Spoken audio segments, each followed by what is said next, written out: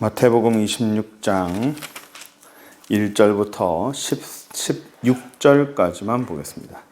마태복음 26장 1절에서 16절까지 따라오시기 바랍니다. 예수께서 이 말씀을 다 마치시고 제자들에게 이르시되 너희가 아는 바와 같이 이틀이 지나면 유월절이라 인자가 십자가에 못 박히기 위하여 팔리라 하시니 그때 대제사장들과 백성의 장로들이 가야바라 하는 대제사장 관정에 모여 예수를 흉계로 잡아 죽이고자 의논하되 말하기를 밀란이 날까 하노니 명절에는 하지 말자 하더라. 예수께서 베다니 나병 환자 시몬의 집에 계실 때에 한 여자가 귀한 향유 한 옥합을 가지고 나와서 식사하시는 예수의 머리에 부으니 제자들이 보고 분개하여 이르되 무슨 의도로 이것을 허비하느냐? 이것을 비싼 값에 팔아 가난한 자들에게 줄 수 있었겠도다 하거늘 예수께서 아시고 그들에게 이르시되 너희가 어찌하여 이 여자를 괴롭게 하느냐? 그가 내게 좋은 일을 하였느니라. 가난한 자들은 항상 너희와 함께 있거니와 나는 항상 있지 아니하니라. 이 여자가 내 몸에 이 향유를 부은 것은 내 장례를 위하여 함이니라. 내가 진실로 너희에게 이르노니 온 천에 어디선지 이 복음이 전파되는 곳에는 이 여자가 행한 일도 말하여 그를 기억하라 하시니라. 그때 12 중에 하나인 가롯 유다라 하는 자가 대제사장에게 가서 말하되 내가 예수를 너희에게 넘겨주리니 얼마를 주려느냐 하니 그들이 은 30을 달아주거늘 그가 그때부터 예수를 넘겨줄 기회를 찾더라. 아멘.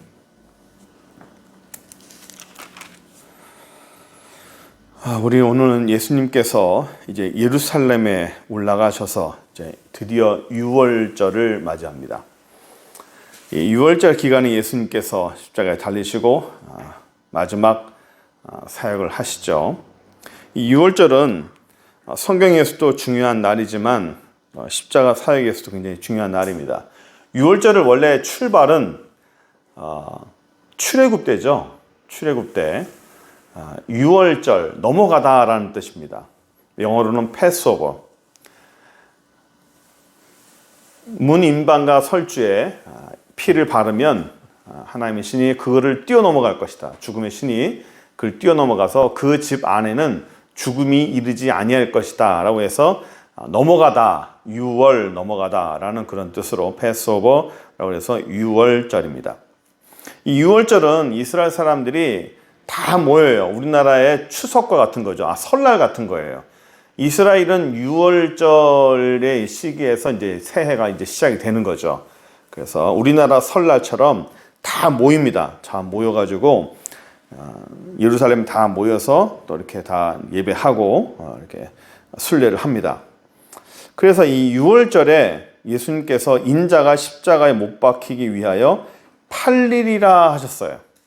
여기 보시면 예수님께서 내가 팔릴 것이다. 누가 나를 팔 거가 아니라 내가 팔리리라. 수동태로 했죠. 내가 팔릴 것이다. 나를 파는 것이 아니라 내가 팔릴 것이다 라고 말합니다.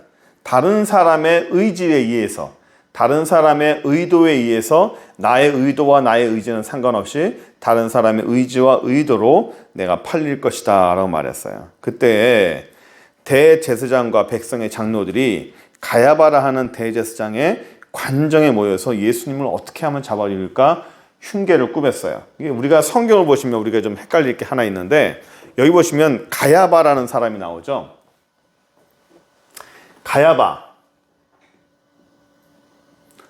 가야바라고 하는 대제사장이 나옵니다. 그런데 다른 그 복음서에 보면 이 가야바가 대제사장인데 다른 그 성경에는요 안나스라는 사람이 또 나옵니다. 안나스도 대제사장이래요. 대제사장은 한 명이에요. 한 명. 제사장 그룹이 많이 있으면 그 중에서 대제사장은 한 명입니다. 그래서 이 대제사장은 종신직이에요. 종신직. 그러니까 이 대제사장이 임명이 되면 이 직이 언제 끝나냐면 그 사람이 죽으면 끝나는 거예요. 그러니 그 캐톨릭에서 그 교황과 비슷하죠. 뽑힙니다. 뽑혀서 대제사장이 되면 이 사람이 죽을 때까지 이 사람이 대제사장이에요. 그런데 성경에는 가야바도 대제사장이라고 하고 안나스도 대제사장이라고 나오죠. 이 가야바가 요 안나스하고 가야바하고는 장인과 사위예요. 안나스가 장인이고 가야바가 사위입니다. 그러면 이 사람이 물러나면 이제 대제사장인데, 물러나기 전인데도 이제 사위가 대제사장이 됐어요. 이게 당시에 이스라엘의 종교 상황이 얼마나 혼란스러운지를 알 수 있죠. 그 37년 BC 37년에서 AD 67년 하면 총 몇 년이죠? 총 104년이죠. 총 104년인데 이 104년 동안 대제사장이 총 몇 명이었냐면 37명이었어요. 이게 지금 104년이면 한 사람이 보통 대제사장직을 한 30년 평균 하거든요. 20년, 30년 하는데 오래 살면 뭐 30년 하시고 보통은 10년, 짧으면 10년, 길면 20년 합니다. 그러면 104년이면 뭐 20년 해도 5명, 많아야 10명이 넘으면 안 돼요. 아무리 많아도 10명이 넘으면 안 되는데 37명이나 대제사장을 했어요. 그러니까 사람이 바뀌기 전에 그 다음 사람이 되고, 그러니까 막 엉망진창인 거예요. 당시에 이스라엘 상황이 이랬어요. 법도 없고 자기들끼리 서로 잘났다고 막 그런 때였습니다. 게다가 이 시기에는 이 BC 37년부터 요 사이 있죠. 요 대제사장이 37명이나 나왔던 요 시기가 이스라엘에서 굉장히 혼란스러웠을 시기가 뭐냐면, 그때도 제가 말씀드렸지만 메시아 사상이 굉장히 강할 때인데, 이때에 등장한 메시아가 상당히 많았습니다. 메시아가 예수님만 메시아는 아니었어요.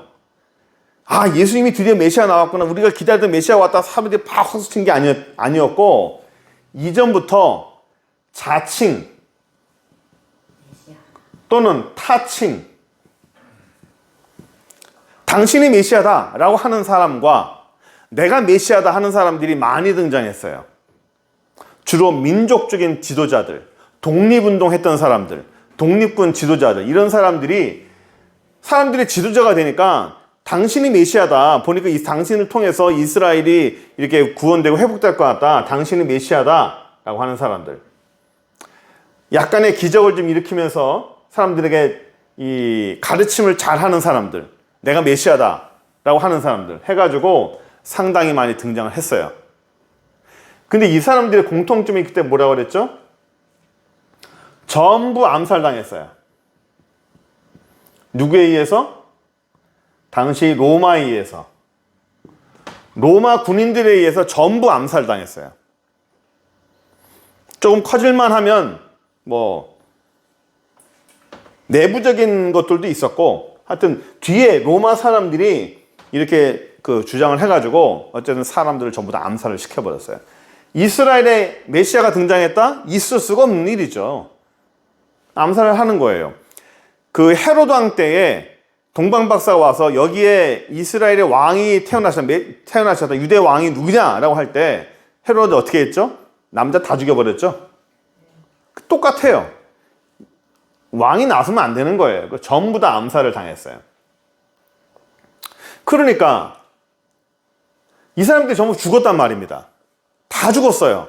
다 죽었는데 예수님도 똑같이 죽었죠. 그렇죠? 예수님도 똑같이 죽었잖아요. 누구에 의해서? 로마에 의해서. 물론 이스라엘 사람들이 예수님을 고발해가지고 이렇게 넘겼지만 결국 직접적으로 예수님을 죽인 사람들은 로마 사람이잖아요.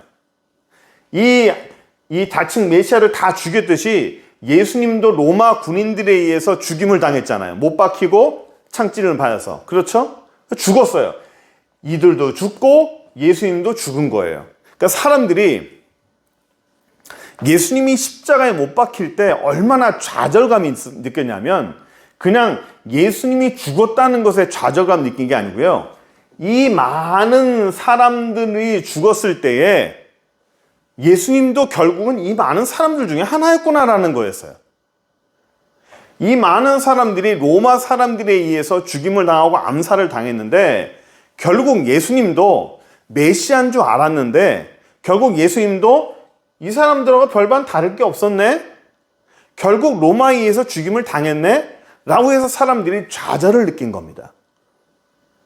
아, 안 되는 거구나. 예수님도 별 수 없는 분이었구나 라고 하는 것이 예수님이 죽임을 당할 때 수많은 사람들, 특히 제자를 비롯한 많은 사람들이 느꼈던 좌절감이었어요. 똑같구나는 거예요. 똑같은 과정, 똑같은 것을 밟았구나. 그렇다면 예수님이 메시아가 아니면 도대체 이 나라의 이 민족의 메시아는 도대체 누구란 말인가? 하나님은 이 나라를 언제 구원할 것인가라는 것이 사람들의 고민이었어요. 그런데 어떻게 됐죠? 예수님이 부활했죠. 부활했잖아요. 다른 거예요. 이 모든 사람들은 다 죽었어요. 다 죽어서 끝났습니다. 그냥 유명무실해졌고 이 메시아를 따르던 사람들도 전부 다 공중분해 돼버렸어요. 그런데 예수님은 아닌 거예요. 이들과 다른 분이었구나. 이분은 역시 하나님의 아들이었구나. 역시 메시아구나. 지금까지 우리가 기다려왔던 진짜 메시아였구나. 지금까지 이 사람들은 그림자였구나. 진짜가 왔구나. 라고 해서 예수님을 증거하기 시작한 거예요. 사람들이, 제자들이 예수님이 부활했을 때 예수님이 뭘 증거했냐면 예수님의 부활을 강조했어요. 물론 우리가 신앙적으로 예수님의 부활이 중요한 건 맞아요. 구원을, 죄 사함과 우리의 구원을 위해서 예수님의 부활이 중요한 건 맞습니다. 그러나 또 한 가지, 사회 환경적으로도 예수님의 부활을 강조할 수밖에 없었던 것이, 왜냐하면 당시에 많은 사람들이 이 전부터 수많은 기간 동안에 메시아가 등장했다는 걸 다 알아요. 자칭 타칭 메시아가 등장했다는 걸 다 알고 있고, 이스라엘 사람들이 그들이 로마 군인들에게 다 죽임을 당했다는 것도 압니다. 그런데 예수님은 그 죽임을 당하지만 다르게 살아났다는 거예요. 진짜였기 때문에 살아났다는 거죠. 그거를 강조하는 거예요. 그러니까 이 당시에 엉망진창이었어요. 그리고 예수님께서 부활하시면서 모든 거를 다 바꿔버린 거예요. 자, 넘어가 볼까요? 6절 보세요. 6절 보시면 6절부터 13절까지는 예수님께서 베다니 나병 환자 시몬의 집에 거하실 때 일어난 일이에요. 거기서 마리아가 예수님께 향유를 부은 사건이죠. 근데 여기 보시면 한 가지 우리가 생각할 게 있어요. 6절 보시면 나병 환자 시몬의 집에 계셨다고 그랬죠. 나병 환자. 지금 이때가 언제죠? 6월절입니다. 6월절이고 예수님이 있었던 장소가 뭐냐면 나병 환자 시몬의 집이라는 거예요. 시몬의 집이 중요한 것이 아니라 나병 환자라는 게 중요합니다. 나병이 뭐죠? 문둥병입니다. 문둥병은 다른 병도 물론 그렇지만 하나님이 저주한 병이에요. 이 문둥병은 본인뿐만 아니라 근처에 있는 사람들도 전부 다 부정해집니다. 만져서도 안 되고 가까이 가서도 안 되고 근처를 지나서도 안 돼요. 나병 환자가 앉았던 자리에 앉기만 해도 부정해지는 거예요. 그러면 이 나병 환자와 같이 부정해지면 어떻게 되느냐? 부정해지면 어떻게 되느냐? 오늘날 코로나와 똑같은 현상이 나타나요. 코로나 걸리면 어떻게 되죠? 격리되죠. 다른 사람들하고 같이 못 있죠. 못 돌아다니죠. 혼자 있어야 되죠. 아무것도 못하죠. 똑같아요. 코로나 환자하고 같이 있었다. 그 사람은 어떻게 해야 돼요? 격리되죠? 예? 예, 검사 받고 격리되잖아요. 여기는 검사 안 해요. 같이 있었다는 이유만으로 격리되는 거예요. 같이 그냥 있었다는 이유만으로 아무것도 못 해요. 그런데 이 시점이 언제라고요? 6월절이죠? 만약에 나병 환자하고 같이 밥을 먹었다? 여기에 있던 어느 누구도 6월절 행사에 참여하지 못합니다. 아무도 참여하지 못해요. 그런데 성경에는 예수께서 베다니 나병 환자 시몬의 집에 계실 때 여기 누가 있었어요? 제자들도 다 있었어요. 예수님을 비롯한 제자들, 그리고 마리아. 기록된 것만 이래요. 기록된 것만. 뭐 시몬도 당연히 있었겠죠? 이 사람들만 있었을까요? 다른 여자들도 많았을 거예요. 성경에는 기본적으로 여자는 기록이 안 돼요. 여자들이 얼마나 많았을까요? 그러면 나병 환자의 집에 누가 가겠냐고. 아무도 행사 참여 못합니다. 그럼 성경에 기록된 건 뭐예요? 여기서 기록된 건 뭐냐면 우리가 예수님께서 나병 환자 고치는 내용이 나오죠? 아마 그 사람 같은데 사람들이 다 알고 있는 거야. 아, 그 나병 환자집? 옛날에 나병 환자였었던 집이에요. 그러니까 고침을 받은 거죠. 하지만 사람들이 인식에는 아, 그 나병 환자집이라는 거죠. 아, 옛날에 나병 환자집? 나병 환자집. 우리 그 여자분들 그러잖아요. 대구에서 시 오신 분들은 뭐라고 말해요? 대구땡이라고 그러죠? 아, 그 대구땡 저기. 또 우리 보면 세탁소 하시는 집이 있어요. 아, 저 집은 세탁소 하시는 집이야. 그럼 뭐라고 말해요? 아, 그 세탁소 집. 세탁소라고 말은 안 하지만 세탁소를 하는 집을 아, 그 세탁소 집이라고 보통 얘기하잖아요. 나병 환자가 있었던 집인 것 같아요. 만약에 나병 환자가 현재 있었다 하면 아무도 여기 못 와요. 이미 환자 나았었지만 사람들이 다 알기를 나병 환자 시몬의 집이라고 인식이 되었던 것 같습니다. 하여튼 그런 집에서 예수님이 계시는데 한 여인이 향유 한 옥합을 가지고 와서 식사하시는 예수님의 머리에 부어요. 향유를 부어요. 우리가 알고 있는 그런 향수가 아닙니다. 이스라엘은 기름이에요. 기름을 짜요. 향유를 부어요. 머리에. 아주 귀한 손님이 올 때 머리 붓는데 이 향유에 쓰이는 방법은 두 가지가 있습니다. 두 가지의 때 향유를 붓는데 잘 보이나요? 예. 첫 번째 향유는 안 씻잖아요. 예? 잘 못 씻잖아요. 그렇죠? 잘 못 씻어요. 잘 못 씻으니까 사람들이 몸에서 냄새가 납니다. 어쩔 수 없어 냄새가 나요. 그래서 사람의 몸에서 나는 냄새를 가리기 위해서 향유를 몸에 뿌려요. 또 한 가지 중요한 건 뭐냐면 장례, 2차 장례를 위해서 향유를 뿌립니다. 사람이 장례가 나면 그 시신에다가 향유를 다 이렇게 발라요. 향을 바릅니다. 향을 왜 바를까요? 우리나라는 시신에다가 향유를 바르는 일은 없죠. 그렇지 않습니다. 왜냐하면 그 관에 넣어서 땅에 파묻기 때문에 그 안에서 썩어져서 없어지기 때문에 그러는 거예요. 썩어야 되는 거죠. 이스라엘도 똑같아요. 썩어야 돼요. 썩어야 되는데 우리나라는 장례 때 파묻고 난 다음에 파묘를 안 하죠. 파묘하면 큰일 나잖아요. 파묘하는 거는 큰일 난다고 생각하죠. 무덤을 파지 않습니다.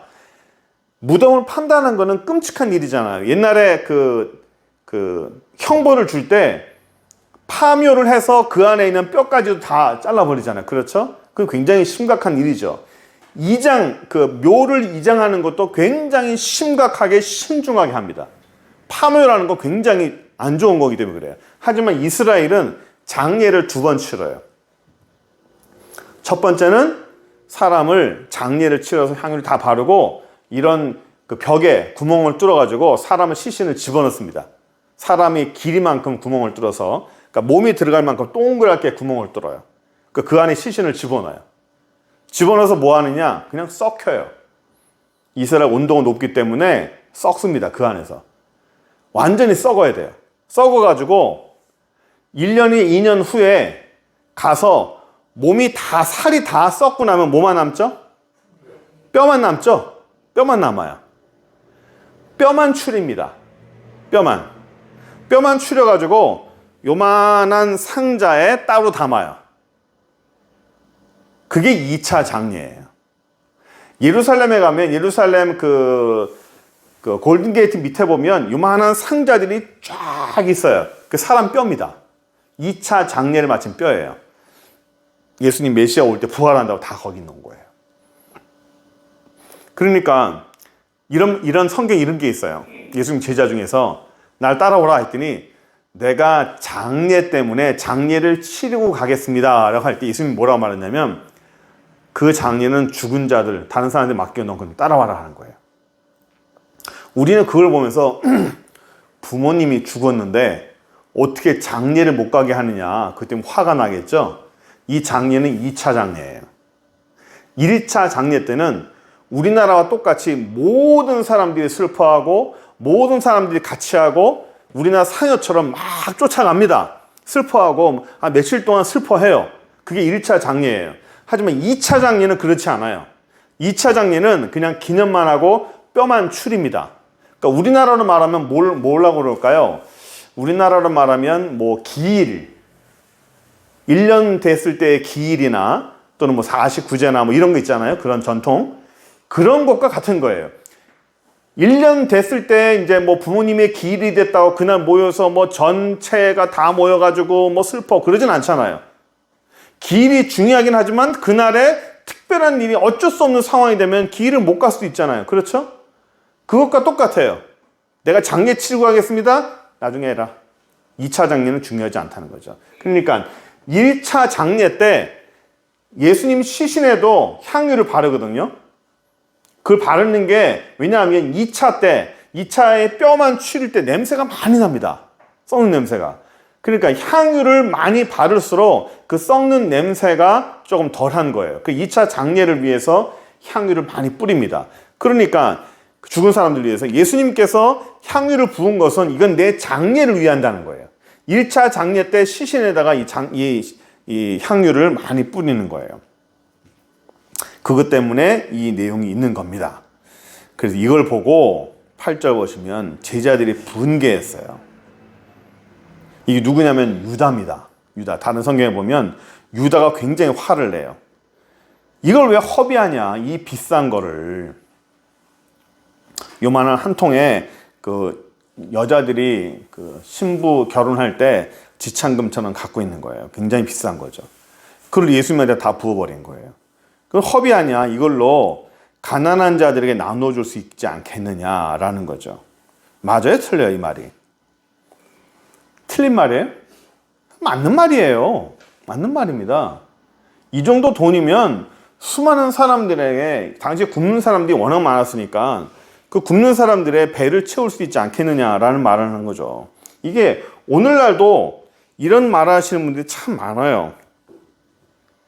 교회가 구제를 해야 되지 않겠느냐. 구제. 우리가 먹고 쓰는 것보다 구제하자. 1년 예산을 쓸 때 구제해야 된다. 막 구제 우리가 주변을 섬겨야 된다고 막 강조하는 분들이 많아요. 틀린 말에 맞는 말이에요. 맞는 말이에요. 맞는 말입니다. 교회가 구제해야 된다. 맞습니다. 그러나 교회는 구제를 위한 그런 모임이 아니에요. 그런 기관이 아닙니다. 교회가 구제를 해야 되는 건 맞습니다. 그러나 교회는 구제를 위한 모임이 아니에요. 교회는 뭘 위하죠? 교회는 영혼 구원을 위해 있는 그런 모임이에요. 1위가 영혼 구원이에요. 1위가. 영혼 구원과 하나님께 예배를 드리기 위해서 교회가 있어요. 교회의 목적이 구제가 아니에요. 교회가. 영혼 구원이 먼저예요. 그러니까 이거를 확기하려면 안 돼요. 구제가 틀린 건 아니에요. 이거 가지고 1900년대 이 초반 쪽에서요, 각 교회마다 청년들이 그때 한참 막 데모할 때 있죠. 데모할 때. 데모가 한창일 때 각 교회마다 난리 났었어요. 왜 우리 교회는 구제를 이렇게 안 하느냐? 왜 우리 교회는 이 예산에 구제를 이렇게 안 하느냐? 그래가지고 막 교회가 이렇게 해야 되지 않느냐? 막 들고 일어나는 데가 많았어요. 구제가 먼저예요? 영혼 구원이 먼저예요? 영혼 구원이 먼저예요. 그러니까 구제하지 말아야 돼요? 해야 돼요. 하지만 순서가 달라요. 순서가. 뭐가 더 중요하냐가 중요한 거예요. 그래서 여기 보시면 가난한 자들은 너희와 함께 있지만 나는 항상 너희와 함께 있지 아니한다 라는 겁니다. 예수님의 장례를 위해서 이렇게 얘기한 거예요. 그래서 14절 보시면 유다가 이제는 예수님을 팔 걸 얘기합니다. 예수님을 팔아 넘기려고 하는데 결혼 유다가 예수님을 왜 팔았냐가 사는 질문이에요. 사람들한테. 유다가 예수님을 왜 팔았을까? 기대했었어요. 무언가 예수님을 통해서 메시아의 어떤 능력들, 이스라엘 구원자로서 무언가 할 줄 알았는데 예수님이 무능하게 팔리려고 하거든요. 아무것도 안 해요. 그래서 이스라엘에 당하려고 하는 겁니다. 그러니까 두 가지 사람들이 생각하는 거는, 성경학자들이 생각하는 거 두 가지예요. 첫 번째는 은 30이라도 팔아가지고 내 거라도 챙겨서 가자라는 거죠. 당시의 제자들이 예수님 옆에 있었던 이유가 뭐죠? 당시의 제자들이 예수님 옆에 있었던 이유는 예수님이 왕으로 등극할 때 한 자리씩 차지하겠다는 거였어요. 예수님이 등극하실 때 예수님의 좌편에 난 우편에 세워주십시오. 나는 무슨 자리를 주십시오. 전부 다 제자들이 노렸던 게 그거예요. 예수님께서 왕으로 올리실 때 우리도 한 자리 주십시오라는 겁니다. 모든 제자들이 다 그걸 노렸어요. 그래서 서로가 자기들끼리 막 싸웠어요. 순위를 놓고. 네가 먼저니 내가 먼저니 네가 다음이니 내가 먼저니 누가 먼저 하니 얼마나 많이 싸웠는지 몰라요. 왜 싸웠을까요? 예수님이 왕으로 등극했을 때에 누가 더 높은 자리를 차지할 거냐는 겁니다. 그것 때문에 자기들끼리 순위 다툼을 하는 거였어요. 자리 싸움을 하는 거였습니다. 그러니까 나중에 보니까 예수님은 관심이 없거든요. 그런 명예나 지위에 관심이 없는 거예요. 그러다 보니까 유다가 이건 소용이 없다. 예수님 따라가가지고 내가 뭔가 얻을 게 하나도 없겠다 해서 은 30이라도 얻고 가자라고 하는 거. 두 번째, 예수님을 극단적인 상황으로 몰고 가면 어쩔 수 없이 하시겠지. 예수님을 극단적인 상황으로 몰고 가면 어쩔 수 없이 메시아로서 역할을 하시겠지라고 하는 그런 내용이에요. 그런 내용인데 두 번째 내용보다는 아마도 첫 번째 내용이 맞지 않을까 싶어요. 손해를 보고 싶지 아니하는, 어떻게든 자기 걸 챙기려고 하는. 유다가 계산이 빠르잖아요. 계산이 빠르고 무언가 이익하는 데 있어서 상당히 빠른 사람이라서 아마도 그랬던 것 같아요. 그래서 사람의 노예 그 한 명당 은 30이잖아요. 그거 똑같은 걸로 달아준 것 같아요. 사람이 항상 자기 이익만을 위해서 쫓아가는 사람은요, 그 사람은 언제 변할지 몰라요. 제가 지난주에 우리 설교하면서 라이크와 러브의 차이가 뭐라고 그랬죠? 라이크는 내가 저 사람을 좋아하는 거는 그냥 좋아하는 거예요. 그러나 내가 저 사람을 좋아해도 나한테 손해가 있다고 생각하면 딱 돌아서는 거는 그건 그냥 좋아하는 거예요. 사랑하는 거는 내가 저 사람을 위해서 내가 모든 걸 다 바칠 수 있다라고 하는 희생, 나의 희생이 전제가 된 것을 그런 사랑이라 해요. 제자들은 예수님을 사랑한 게 아니었어요. 그냥 좋아한 거예요. 자기의 무언가 얻어낼 게 있기 때문에 좋아하는 거였어요. 유다는 가장 먼저 발을 빼는 거죠. 발을 뺄 때 그냥 발을 빼는 게 아니라 뭐라도 하나 가져가야겠다라는 거예요. 뭔가 하나 가져가야겠다. 옛날에 어느 교회에서 어느 청년이 교회에 이 큰 배터리가 하나 있는데 이 직류를 이렇게 바꾸는 큰 게 있어요. 그걸 들고 가버렸어. 그 나중에 그걸 왜 들고 가냐? 라고 했더니 뭐라고 말했냐면 내가 이 교회에 낸 헌금이 얼만데 아니 내가 지금까지 이 교회 낸 헌금이 얼마인데 이거 가져간다고 뭐라 하냐.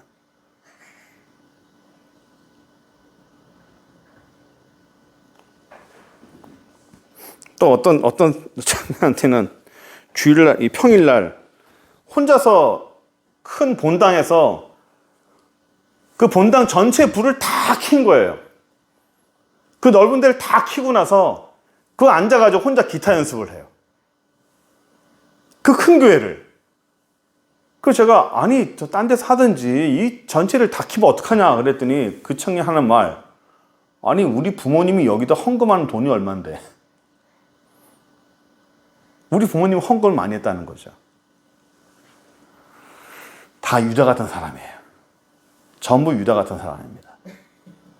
자기 계산에 빠진 사람. 내가 이익만을 취하려고 하는 사람. 손해나기 싫어하는 사람들. 그런 사람들은 하나님을 절대 따라갈 수가 없어요. 절대로 하나님의, 우리 주님의 제자가 될 수 없습니다. 유다가 그랬어요. 결국에는 결과가 안 좋잖아요. 우리의 삶에서 모든 걸 이해관계 속에서 생각하면 하나님 나라 우리가 얻을 수 없습니다. 우리 하나님께서 원하시는 사람은, 하나님의 사람은 이해관계 속에서 움직이는 사람이 아니라 하나님 앞에 헌신하고 사랑하고 내 모든 걸 내려놓을 수 있는 그런 사람이 하나님의 사람이 될 줄 믿습니다. 기도하겠습니다. 전능하신 하나님 감사합니다. 주여 저희에게 은혜를 허락하여 주셔서 이 땅을 살아갈 때에 우리가 하나님의 사람으로서, 우리 주님의 사람으로서, 주님을 닮는 사람으로서 참으로 부끄럽지 아니하고 하나님 앞에 인정받을 수 있는 귀한 영혼 될 수 있도록 주여 축복하여 주옵소서. 예수 그리스도의 이름으로 기도드립니다. 아멘.